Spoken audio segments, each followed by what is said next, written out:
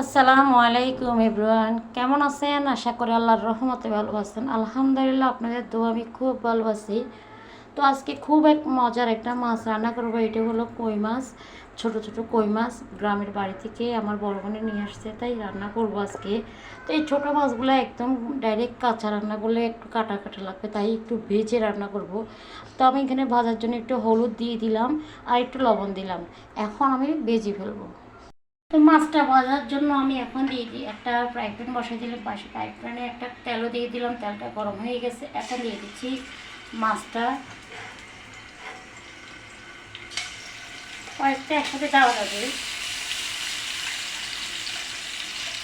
তো আমি একটু সবগুলো এভাবে ভেজে নেব। ভেজে একটু রান্না করলে বা পেঁয়াজা করলে খেতে ভালো লাগবে। আমার মাছটা একদম ভাজা হয়ে গেছে, আমি তেমন একটু বেশি ভাজি নেই, হালকা করে ভেজে নেব, যাতে মাছগুলো হেলদি করে রান্না করলে খুব ভালো লাগবে।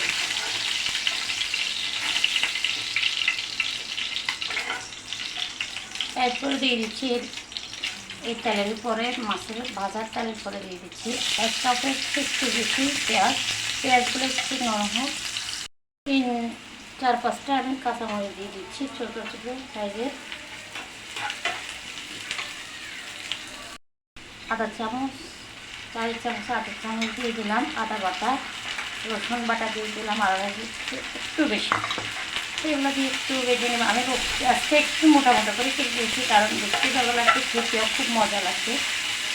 একটু ভাজা ভাজা করে রান্না করবো রান্নাটা। এরপর দিয়ে দিচ্ছি লাল মরিচের গুঁড়া 1 টেবিল চামচ, একটু হালকা কম। আর হলুদের গুঁড়া দিয়ে দিচ্ছি 1 টেবিল চামচ, হচ্ছে হালকা কম। তারপর ধনিয়ার গুঁড়া 1 টেবিল চামচ দিয়ে দিলাম। স্বাদ মতো লবণ দিলাম। এই যে রান্নাটাতে একটু, যেহেতু আমি একটু ঘোরা ঘোরা করে রান্না করবো, তো সেটা একটু মশলাটা একটু পরিমাণ কম দিলে ভালো লাগবে খেতে। এরপর একটু দিয়ে দিব পানি। পানিতে মশলাটা খুব ভালো করি আমি কষাই নিলাম।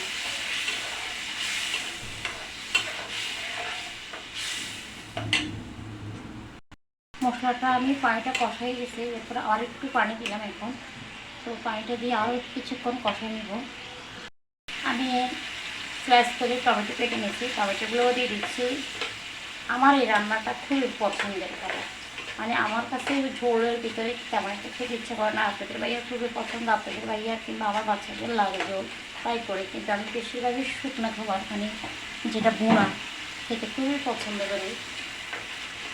আসলে আমরা মধ্যবিত্তরা সবসময় পছন্দ চাইলেও পছন্দ মতো মেয়েরা স্পেশালি খেতে পারি না। আর আমি মধ্যবিত্ত বলতে নয়, সব মেয়েদের বলতে কথা বলছি, মেয়েরা তেমন একটা পছন্দশীল খাবার খেতে পারে না। কারণ চিন্তা করতে হয় সংসারের ব্যাপারে, মানে বাচ্চা স্বামী সবার কথা চিন্তা করেই রান্নাটা করতে হয়, যে আমার হাজব্যান্ড কীভাবে খাবে, আমার বাচ্চারা কী খাবে। এই চিন্তা করতে করতে জীবনটা চলে যায়। তো মেয়েদের চিন্তাটা আর করা হয় না। তো আমার মশলাটা এখন কষানো হয়ে গেছে। এখন আমি দিয়ে দিব মাছটা। মাছটা দিয়ে একটু নেড়ে নেব। আসলে একটা কথা কি, আমি আজকে আমার জীবনে অনেক কষ্টের কথা লুকিয়ে আছে, আমি কখনো কারোর সাথে শেয়ার করিনি, তবে অবশ্যই করবো। আপনাদের সাথে না করলে আমি কার সাথে করবো? আপনাদের সাথে সবসময় শেয়ার করব। তো যেমন নিজের, কখনো নিজের বাড়ি বলতে কোথাও নেই। আমি কখনো বলতে পারবো না গর্ব করে যে এটা আমার বাড়ি, আমার ঘর, কারণ মেয়েরা এরা বলতে পারে না। মেয়েদের শেষ ঠিকানা কোথায় যে সেটা আল্লাহ ভালো জানে। আমার মনে হয় মানে শেষ ঠিকানা হয় মনে হয় কবরে, কারণ ওখানেই আমার শেষ ঠিকানা। এছাড়া কখনো বলতে পারে না যে আমার বাড়ি, স্বামীর বাড়ি আমার বাড়ি, কিংবা নিজের এটা আমার। আমার কখনো বলা যায় না। আমার বললে হয়, বলতে পারে কোথায়, মানে অনেক স্বামীরা, অনেক ভাইয়েরা, অনেক মানে নিজেদের স্বামী যদি ভালো হয় তাহলে সেক্ষেত্রে বলা যায়। আর যদি শ্বশুর শাশুড়ি খারাপ হয়, স্বামীর স্বামী ভালো হলেও বলা যায়। এই কথাটা বলছি, আমার মনের ভিতরে অনেক দুঃখ লুকিয়ে আছে। দোয়া করবেন আমি যেন আপনাদের সাথে শেয়ার করতে পারি এই কষ্টের কথাগুলো। একটু ধনিয়া পাতা দিয়ে দিলাম, মাছটা হয়ে গেছে। আমি ঝোল রাখবো না, কারণ আমি ছোটো মাছ যেহেতু একটু ঝোল রাখাতে হবে না। তো এখন আমি ঢাকনা দিয়ে দিব, ঢাকনা দিয়ে 2-1 মিনিট রাখি, চুলাটা অফ করে দেবো। এতক্ষণ আপনারা আমার রান্নাটা একদম কমপ্লিট হয়ে গেছে। এতক্ষণ আপনারা আমার ধৈর্য সহকারে আমার ভিডিওটা দেখার জন্য সবাই প্রতি ধন্যবাদ। তো ভালো লাগে, সবাই আমাকে বেশি বেশি সাপোর্ট করবেন, দোয়া করবেন। তো আজকের মতো এই পর্যন্ত। আল্লাহ হাফেজ, সবাই ভালো থাকবেন। আসসালামু আলাইকুম।